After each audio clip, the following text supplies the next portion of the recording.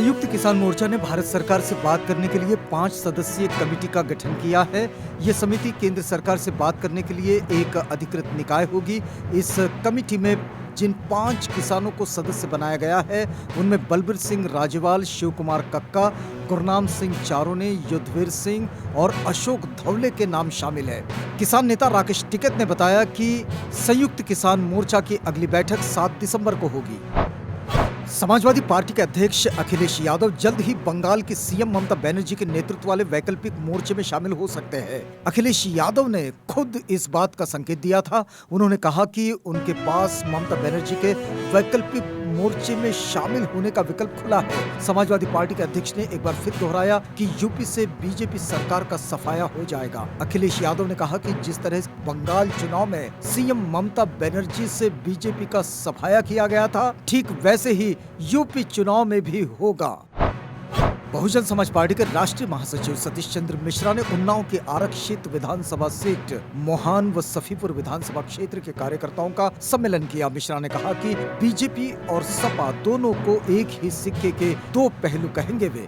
इन्होंने सरकार भी पहले भी मिलकर बनाई है। 2003 में जब समाजवादी पार्टी ने सरकार बनाई तो बीजेपी और कांग्रेस के सहयोग से बनाई। ये अंदर से अभी भी मिले हैं और पहले भी मिले हैं और मिले रहे हैं। एक टीम ए है तो दूसरी की बी टीम है।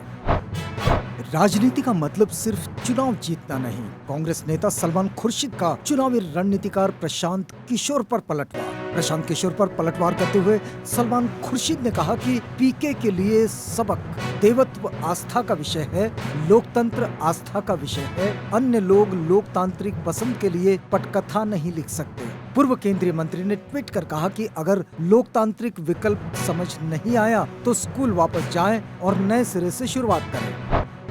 पश्चिम बंगाल की मुख्यमंत्री ममता बनर्जी के यूपीए से अलग होकर तीसरे मोर्चे को बनाने के मंसूबे पर शिवसेना पानी फेरती हुई नजर आ रही है। शिवसेना ने सामना की संपादकीय में स्पष्ट किया है कि कांग्रेस को अलग करके मोदी का मुकाबला नहीं किया जा सकता। शिवसेना ने कहा कि कांग्रेस को राष्ट्रीय राजनीति से दूर रखकर सियासत करना यानी मौजूदा फासिस्ट राज को प्रवृत्ति को बल देने जैसा है। शिवसेना ने ये भी कहा कि कांग्रेस से जिनका मतभेद है वह रख कर भी यूपीए की गाड़ी आगे बढ़ाई जा सकती है। बिहार विधानसभा का शीतकालीन सत्र खत्म हो गया है। हालांकि सत्र के खत्म होने के साथ ही एक नया विवाद शुरू हो गया है। बिहार विधानसभा के आखिरी दिन सदन में राष्ट्रीय गीत गाया गया, लेकिन राष्ट्रीय गीत गाने से बैरिस्टर असदुद्दीन ओवैसी की पार्टी एआईएमआईएम के विधायक ने इनकार कर दिया। एआईएमआईएम विधायक अख्तरुल इमान ने वंदे मातरम गाने से इनकार कर दिया। इमान ने कहा कि स्पीकर जबरन राष्ट्रगीत और राष्ट्रगान गाने की परंपरा को थोप रहे हैं। इमान ने अपने दावे को मजबूत करते हुए कहा कि संविधान में कहीं नहीं लिखा है कि राष्ट्रीय गीत को गाना अनिवार्य है। अख्तरुल इमान ने कहा कि राष्ट्रीय गीत गाना अनिवार्य नहीं है, राष्ट्रीय गीत गाना एक विकल्प है, उसको गाना हमारे लिए जरूरी नहीं है। राज्यसभा में कांग्रेस समेत विपक्षी दलों के 12 सांसदों के खिलाफ कार्रवाई को लेकर बघेल ने संवाददाताओं से कहा कि केंद्र सरकार ने कृषि कानूनों को वापस ले लिया, लेकिन इसे दिल से नहीं मजबूरी में वापस लिया है। इसलिए केंद्र सरकार खींच सांसदों पर निकाल रही है। मुख्यमंत्री ने कहा कि उनको यानी कि सांसदों को निलंबित करने का फैसला ठीक नहीं है। बहुजन समाज पार्टी को बुलंदशहर में बड़ा झटका लगा है। बहुजन समाज पार्टी के कद्दावर नेताओं में गिने जाने वाले पूर्व विधानसभा प्रत्याशी हाजी यूनुस ने आरएलडी का दामन थाम लिया है। हाजी यूनुस ने लखनऊ में राष्ट्रीय जनता दल के राष्ट्रीय अध्यक्ष जयंत चौधरी की मौजूदगी में पार्टी ज्वाइन कर ली। देश के मशहूर पत्रकार विनोद दुआ का 67 साल की उम्र में निधन हो गया। उनकी बेटी मल्लिका दुआ ने बताया कि उनका अंतिम संस्कार दिल्ली के लोधी नगर स्मशान घाट में किया जाएगा। विनोद दुआ पोस्ट कोविड बीमारियों के कारण गंभीर होने के बाद आईसीयू में एडमिट थे। इस दौरान उनकी बेटी मल्लिका दुआ ने कहा था कि उनकी हालत ठीक नहीं है। दूरदर्शन और एनडीटीवी में कई साल तक काम करने वाले दुआ साल की शुरुआत में कोरोना से संक्रमित हो गए थे, तब भी उन्हें हॉस्पिटल में भर्ती कराना पड़ा था। उनकी पत्नी रेडियोलॉजिस्ट पद्मावती चिन्ना दुआ का भी जून में कोविड से लंबी लड़ाई के बाद निधन हो गया था। आम आदमी पार्टी के संयोजक और दिल्ली के मुख्यमंत्री अरविंद केजरीवाल का पंजाब कांग्रेस प्रधान नवजोत सिंह सिद्धू के प्रति प्रेम फिर उमड़ा है। उन्होंने कहा कि राजनीति में कोई दुश्मन या दोस्त नहीं होता। जब उनसे सिद्धू को पंजाब में आपका सीएम चेहरा बनाने की बात पूछी गई तो उन्होंने हंसकर टाल दिया।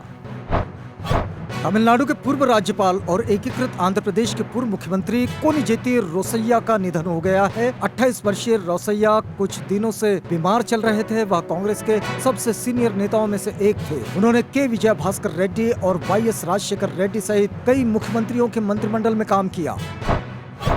अनिल राजभर ने मायावती पर निशाना साधा। बोले बस सोशल मीडिया पर करती है राजनीति। बहुजन समाज पार्टी के सुप्रीमो मायावती के ट्वीट पर कैबिनेट मंत्री अनिल राजभर ने निशाना साधा है। उन्होंने कहा कि मायावती को यूपी की जनता ने 4 बार मौका दिया। उनके बारे में जानने के लिए अब कुछ बचा नहीं है। वो अच्छी तरह जानती है कि सोशल मीडिया पर राजनीति करना फैशन का हिस्सा बन गया है और मायावती सिर्फ सोशल मीडिया पर ही राजनीति करती है। उनको जनता के बीच धरातल पर जाना नहीं होता है। अनिल राजभर ने कहा कि वे जो 2017 से मजबूत सरकार अधिक सीटों की बात कर रहे, उसके पीछे आधार दलित वर्ग का बड़ा हिस्सा होगा।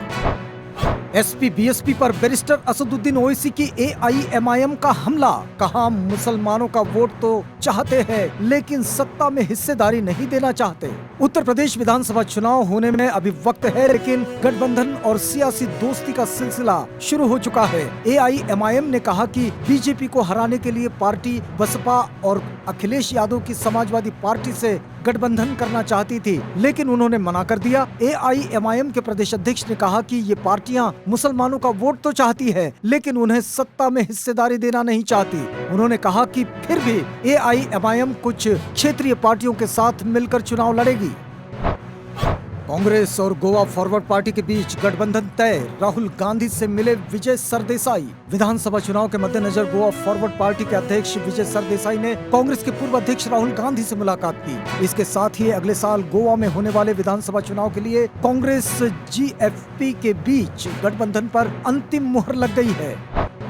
डिफेंस मैन्युफैक्चरिंग में देश की आत्मनिर्भरता और ज्यादा बढ़ने वाली है। सरकार ने 5 लाख से अधिक AK-203 असॉल्ट राइफलों के प्रोडक्शन की योजना को मंजूरी दे दी है। रूस के साथ 5000 करोड़ रुपए के असॉल्ट राइफल्स के प्रोडक्शन की डील हुई है। रूस की डिजाइन की गई इस राइफल को अमेठी की एक फैक्ट्री में बनाया जाएगा। दोनों देशों के बीच कुछ साल पहले इस सौदे पर सहमति बनी थी। भारतीय सेना को मिलने वाली 7.5 लाख राइफलों में से पहली 70,000 रूस से मंगाई जाएगी। काले अंग्रेज नकली केजरीवाल। खुद को पंजाब का असली आम आदमी दिखाने की होड़ में लगे चन्नी और केजरीवाल। पंजाब में 2022 में विधानसभा चुनाव होने वाले हैं और दोनों नेता इस राज्य के आम आदमी के वोट बैंक को अपने पाले में करने के लिए खुद को पंजाब का असली आम आदमी साबित करने के लिए आतुर हो रहे हैं। चन्नी और केजरीवाल के बीच की ये प्रतिद्वंद्विता उन फायदों के बारे में भी है जिसे देने का ये दोनों नेता जनता से वादा कर रहे हैं।